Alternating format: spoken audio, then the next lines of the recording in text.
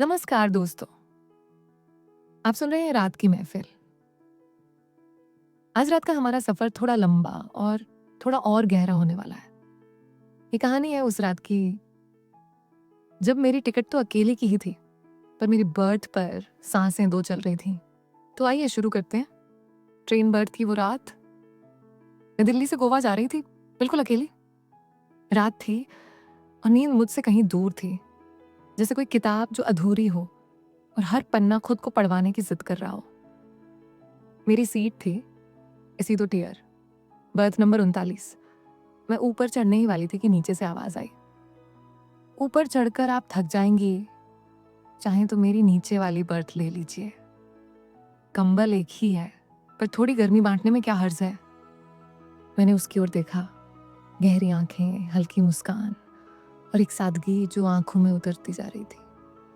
मैंने मुस्कुराकर कहा, आपका शेयर करने का अंदाज अच्छा है, पर अगर मैं चाहूं कि आप भी ऊपर आ जाएं तो कैसा रहेगा। वो मेरी आंखों में कुछ देर तक ठहरा रहा, जैसे कोई लंबी किताब बिना पढ़े ही समझ लेना चाहता हो। फिर उसने हंसते हुए कहा, इतनी जल्दी इनवाइट। और मैंने मुस्कुराकर जवाब दिया, रातें लंबी हैं और बर्थ पर जगह बहुत कम। थोड़ी देर में वो 2 कप चाय लेकर आया।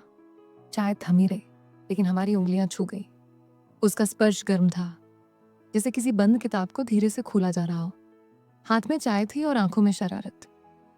रात ठंडी है, अकेले कंबल थोड़ा कम पड़ेगा, उसने कहा। मैंने उसका कप लिया, उंगलियां छुई और कंबल थोड़ा सरका दिया। मैंने कहा, आ जाइए, पर ठंडी रात में कुछ एहसास साथ लाना होगा। एक रात में 2 लोग हों तो एक दूसरे की धड़कनें भी सुनाई देती हैं। वो मुस्कुराया और पास आ गया, इतना पास कि मेरे कंधे उसके सीने से टकराने लगे। हम दोनों अब एक ही बर्थ पर थे और सर्द रात कुछ नजदीकियां मांग रही थी। उसकी सांसें मेरी गर्दन पर थीं और मेरी गर्दन से टकरा रही थीं, जैसे किसी कविता को फूंक फूंक कर पढ़ रहा हो। और एक नई कहानी शुरू हुई बिना कवर पेज के। मैंने उसकी उंगलियां पकड़ी और अपने पास खींच लिया। उसकी हथेलियां अब मुझे पढ़ रही थीं, जैसे कोई पहली बार कविता सुन रहा हो। उसकी उंगलियां मुझ पर खामोश हर्फ लिखने लगी। मैंने धीमे से पूछा, क्या लिख रहे हो। उसने कहा, एक औरत की वो किताब जो सिर्फ रात में खुलती है। मैंने मुस्कुराकर कहा, तो फिर पलटते जाओ, हर पन्ना कुछ कहेगा। उसने मेरी आंखों में देखा और कहा, ये बदन मानचित्र जैसा है, पर रास्ता मुझे बना लेना आता है। उसके होंठ मेरे माथे से फिसलकर मेरी पलकों तक पहुंचे। अगर आपकी पलकों को मैं छू लूं तो, उसने पूछा। मैंने धीरे से जवाब दिया, अगर नहीं किया तो ये सफर बहुत अधूरा रह जाएगा। अब उसकी धड़कनों में कुछ और ही संगीत बजने लगा था। हम अब एक ही बर्थ पर थे, सांसें पास पर शब्द दूर। सांसें मेरी गर्दन के पास थीं, जैसे कोई कविता कानों में फुसफुसा रही हो। उसने मुझसे धीरे से कहा, आज की रात मैं तुम्हें कभी नहीं भूलने दूंगा। उसने मेरी आंखों में देखा, आप डर तो नहीं रहे।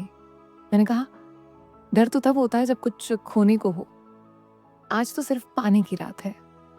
उसने कहा, मैडम जी, आपकी खामोशी बहुत कुछ कहती है। और मैंने उसकी उंगलियां अपने हाथों में भर ली, जैसे कोई मौसम अपनी छाया बांट रहा हो। हम अब उस कंबल के नीचे थे। हम दोनों के बीच अब शब्द नहीं, सिर्फ खामोशियां बोल रही थी। उंगलियां जैसे अक्षर बनती और हर छुअन एक नई पंक्ति कहती। दोस्तों, अगर ये कहानी आपको महसूस हो रही है तो लाइक जरूर कीजिए। आपका एक लाइक हमें और भी हिम्मत देता है अगली रातों को और भी सुनहरी और भी पास लाने के लिए। वो मेरे पास आया और हमारी धड़कनों की ताल बन गई। कंबल की ओट में कोई खामोश सी बातचीत चल रही थी, धड़कनों की, एहसासों की। ट्रेन चलती रही, स्टेशन बदलते रहे, पर हमारी कहानी की दिशा अब तय थी। हम दोनों अब एक ऐसी दुनिया में थे जहां स्पर्श ही भाषा थी और गर्मी ही मौसम। कंबल हिलता रहा, पर हमने एक भी लफ्ज नहीं कहे। मैंने उसके बालों में अपनी उंगलियां डुबो दी और उसके कान में फुसफुसाया, तुम्हारे साथ ये बर्थ मुझे कोई और ही दुनिया में ले गया है। मैंने पूछा, अभी भी लग रहा है कि हम अजनबी हैं? उसने मेरी उंगलियां हाथ में लेकर कहा, इस कंबल की वजह से अब हम अजनबी नहीं रहे। रात चलती रही, स्टेशन बदलते रहे, पर ट्रेन नहीं रुकी। सुबह की रोशनी धीरे धीरे कंबल में दाखिल होने लगी। उसने कहा, सुबह हो गई। मैंने उसके सीने पर सिर रखकर कहा, पर मेरी रात अब भी बाकी है। ट्रेन रुकी, वो उतरा, पर मेरी हथेलियों में अब भी उसकी उंगलियों की गर्मी बसी थी। मैं खिड़की से दिखती रही। उसकी परछाई धीरे धीरे प्लेटफॉर्म में घुल गई।